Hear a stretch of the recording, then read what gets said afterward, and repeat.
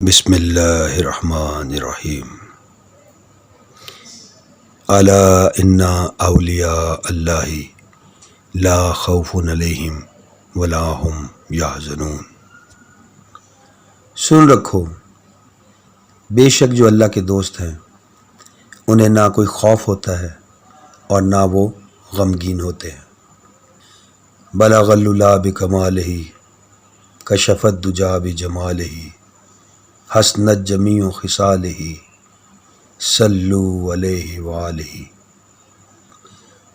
جے تو گم ہوویں وچ اس دے اپنی چھوڑ نشانی، اے توحید محمد بخشا دسے کون زبانی۔ امر بالمعروف و نہی عن المنکر۔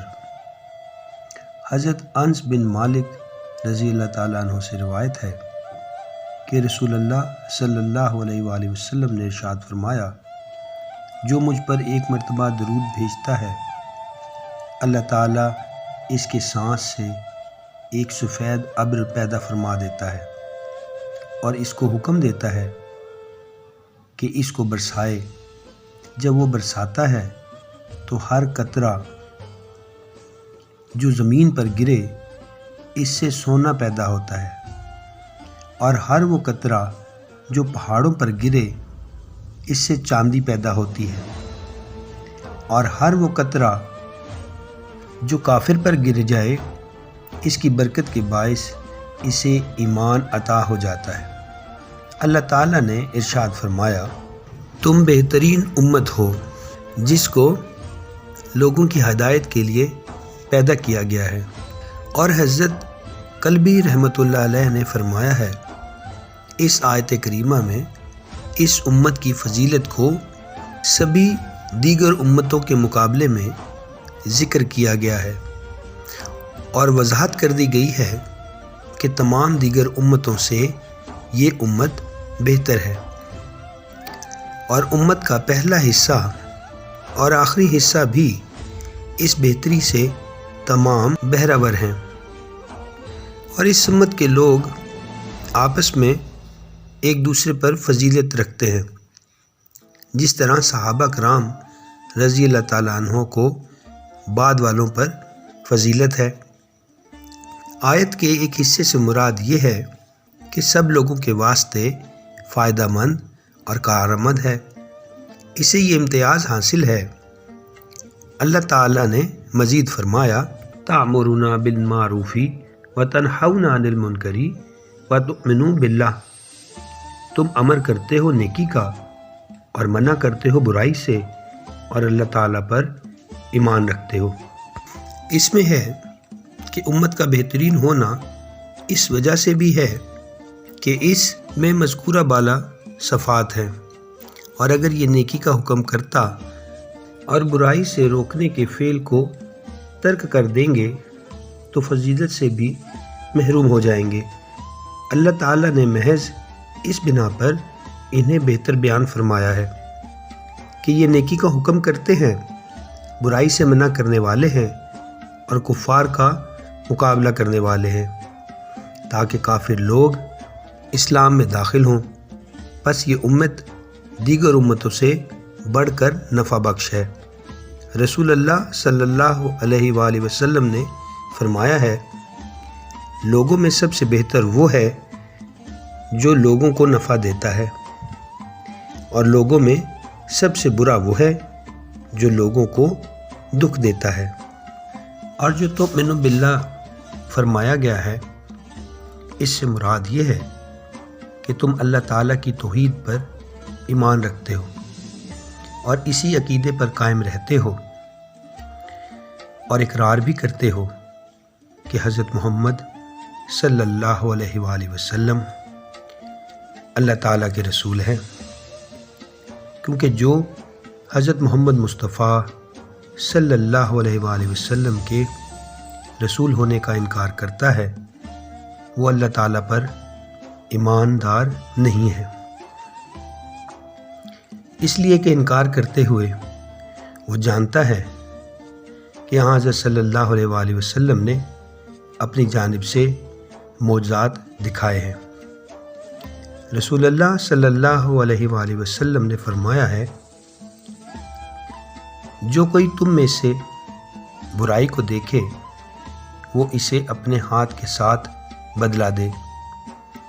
اگر ایسا کرنے کی قوت نہ ہو تو زبان سے، اور اگر یہ کرنے کی طاقت بھی نہ رکھتا ہو تو اپنے دل سے اسے برا جانے۔ اور ایمان کا سب سے کمزور درجہ یہ ہے۔ بعض علماء نے کہا کہ ہاتھ کی قوت سے برائی کو مٹانا حکمرانوں کا کام ہے، اور زبان سے برائی ختم کرنا علماء کی ذمہ داری ہے، اور دل سے برا سمجھنا عام لوگوں کی ذمہ داری ہے۔ اور بعض نے یوں کہا ہے کہ جس شخص کو بھی اس پر قدرت حاصل ہو، اس کے لیے ضروری ہے کہ وہ برائی کو بدل دے، جیسے کہ اللہ تعالیٰ نے فرمایا وَتَعَاوَنُوا عَلَى الْبِرِّ وَالتَّقْوَىٰ وَلَا تَعَاوَنُوا عَلَى الْإِثْمِ وَالْعُدْوَانِ، اور نیکی اور تقویٰ میں تعاون کرو اور برائی اور ظلم میں تعاون نہ کرو۔ کسی شخص کو کوئی کام کرنے پر رغبت دلانا، نیکی کی راہ میں آسانی پیدا کر دینا، اور جہاں تک ہو سکے برائی اور ظلم کے راستے کو بند کر دینا، یہ سب کچھ تعاون میں شمار ہوتا ہے۔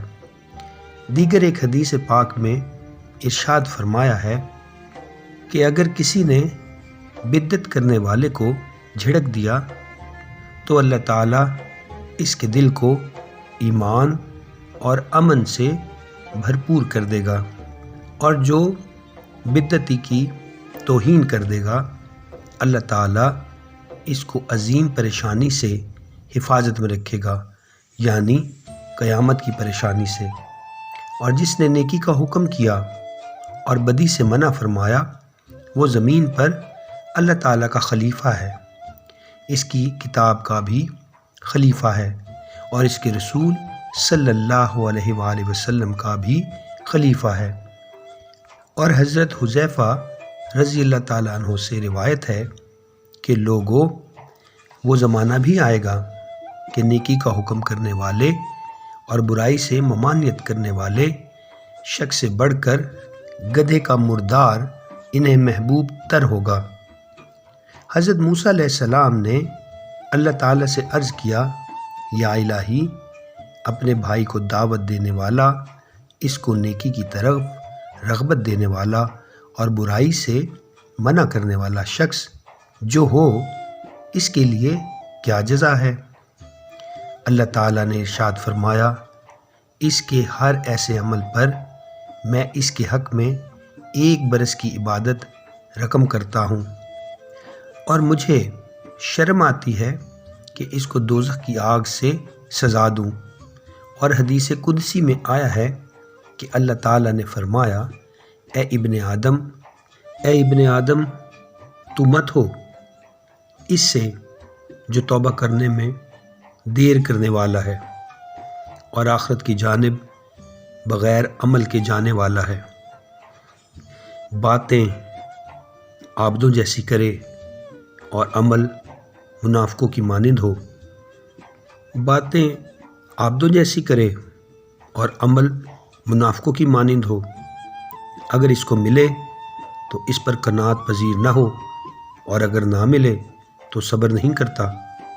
نیک لوگوں کا عاشق تو بنتا ہے لیکن ان میں سے ہوتا نہیں، منافقوں سے متنفر تو ہوتا ہے لیکن خود بھی ان سے ہی ہوتا ہے۔ نیکی کا حکم نہیں کرتا، نہ ہی برائی سے روکتا ہے۔ برائی سے روکتا تو ہو مگر خود نہ رکتا ہو۔ حضرت علی رضی اللہ تعالیٰ عنہ نے فرمایا ہے کہ میں نے رسالت مآب صلی اللہ علیہ وآلہ وسلم کو فرماتے ہوئے سنا ہے کہ آخر زمانے میں بعض لوگ تھوڑی عمر والے اور تھوڑے عقل والے ہوں گے، وہ سب سے اچھی باتیں بتاتے ہوں گے، لیکن ان کے اپنے خلق سے اچھی بات نہ اترے گی، اور وہ دین میں سے یوں خارج ہو جائیں گے جیسے تیر شکار سے نکل جاتا ہے۔ رسالت مآب صلی اللہ علیہ وآلہ وسلم نے ارشاد فرمایا ہے، معراج کی رات کو جب مجھ کو آسمان کی جانب لے جایا گیا تھا تو بعض آدمیوں کو میں نے دیکھا کہ ان کے ہونٹوں کو آگ کی کینچیوں سے کاٹا جا رہا ہے۔ تو میں نے دریافت کیا، اے جبریل، یہ کون لوگ ہیں؟ انہوں نے بتایا، یہ خطبہ ہیں۔ آپ کی امت میں سے یہ نیکی کا حکم کرتے تھے مگر خود کو بھول جاتے تھے، جیسے ان کے بارے میں اللہ تعالیٰ نے ارشاد فرمایا ہے۔ ترجمہ: کیا تم خلق کو حکم کرتے ہو نیکی کا اور اپنی جانوں کو فراموش کر دیتے ہو، اور تم کتاب کو بھی پڑھتے ہو، کیا تمہاری عقل میں بات نہیں آتی؟ یعنی کتاب بھی تلاوت کرتے ہو، پھر بھی اس کے احکام پر عمل پیرا نہیں ہوتے ہو۔ ان کا یہ حال تھا کہ صدقہ کرنے کا حکم تو کرتے تھے لیکن وہ خود صدقہ نہیں کرتے تھے۔ بس اہل ایمان کے لیے یہ ضروری ہے کہ وہ نیکی کا حکم کرے، برائی سے منع کرے اور خود بھی فراموش ہرگز نہ کرے۔ مراد یہ ہے کہ وہ خود بھی عمل پیرا ہو۔ اللہ تعالیٰ کا ارشاد ہے۔ ترجمہ: اے ایمان والو اور ایمان والی عورتیں ایک دوسرے کے دوست ہیں، حکم کرتے ہیں نیکی کا اور منع کرتے ہیں برائی سے۔ اس آیت کریمہ میں اہل ایمان کی صفت بیان فرمائی ہے کہ وہ نیکی کا حکم فرماتے ہیں۔ پس جو شخص نیکی کا حکم کرنا ترک کر دے تو وہ بامطابق اس آیت کے اہل ایمان سے خارج ہو جاتا ہے۔ اللہ تعالیٰ نے مذمت فرمائی، ترک امر بالمعروف کی اور فرمایا۔ ترجمہ: وہ برائی سے منع نہیں کرتے تھے جو وہ کیا کرتے تھے۔ مراد یہی ہے کہ بعض منع نہ کرتے تھے بعض کو برائی سے، اور فرمایا ہے وہ جو کرتے تھے برا ہے۔ حضرت ابو درداء رضی اللہ تعالی عنہ سے مروی ہے کہ فرمایا، تم نیک عمل کرنے کا حکم کیا کرو، ورنہ تمہارے اوپر کسی ظالم بادشاہ کو مسلط کر دیا جائے گا، وہ تمہارے چھوٹوں پر رحم نہیں کرے گا، اور تم میں سے نیک لوگ دعائیں مانگیں گے لیکن وہ قبول نہ ہوں گی، وہ مدد طلب کریں گے مگر مدد نہ کی جائے گی، اور معافی کی درخواست کریں گے مگر معافی نہ دی جائے گی۔ اور حضرت عائشہ صدیقہ ام المومنین رضی اللہ تعالی عنہا سے روایت ہے کہ رسول اللہ صلی اللہ علیہ وآلہ وسلم نے فرمایا، اللہ تعالیٰ نے اس بستی پر عذاب نازل فرمایا جس میں 80,000 نیک افراد موجود تھے، ان کے اعمال بھی انبیاء علیہ السلام کی مانند تھے۔ میں نے عرض کیا، یا رسول اللہ صلی اللہ علیہ وآلہ وسلم، یہ کس وجہ سے؟ تو فرمایا کہ وہ اللہ تعالیٰ کے لیے نہ غصہ کیا کرتے تھے، نیکی کا حکم نہ کرتے تھے اور برائی کی بھی مخالفت نہ کرتے تھے۔ حضرت ابو ذر غفاری رضی اللہ تعالیٰ عنہ نے فرمایا ہے کہ رسول اللہ صلی اللہ علیہ وآلہ وسلم کی خدمت میں حضرت ابو بکر صدیق رضی اللہ تعالیٰ عنہ نے عرض کیا، یا رسول اللہ صلی اللہ علیہ وآلہ وسلم، کیا شرک کے مرتکب لوگوں سے جنگ کے بغیر بھی جہاد ہے؟ تو فرمایا، ہاں اے ابو بکر، زمین پر اللہ تعالیٰ کے اس طرح کے مجاہد لوگ بھی موجود ہیں جو ایسے شہیدوں سے بھی افضل ہیں جو زندہ ہیں، ان کو روزی ملتی ہے، یہ زمین کے اوپر پل رہے ہیں۔ اللہ تعالیٰ ان کے ساتھ ملائکہ کے سامنے آسمان پر فخر کرتا ہے۔ ان کے واسطے جنت کو مزین کیا جاتا ہے، جس طرح کہ حضرت ام سلمہ رضی اللہ تعالیٰ عنہا رسول اللہ صلی اللہ علیہ وآلہ وسلم کی حاضر مزین ہوئی ہیں۔ تو حضرت ابو بکر صدیق رضی اللہ تعالیٰ عنہ نے عرض کیا، یا رسول اللہ وہ کون لوگ ہیں؟ فرمایا، جو نیکی کا حکم کرتے ہیں اور برائی سے روکتے ہیں، اللہ کے واسطے محبت کرنے والے اور اللہ کے لیے دشمنی کرنے والے۔ پھر آپ نے ارشاد فرمایا، مجھے قسم ہے اس ذات کی جس کے قبضہ میں میری جان ہے، یہ بندہ ایسے بلند ترین مقام پہ ہوگا جو شہیدوں کے مکانوں سے بڑھ کر بلند ہوں گے۔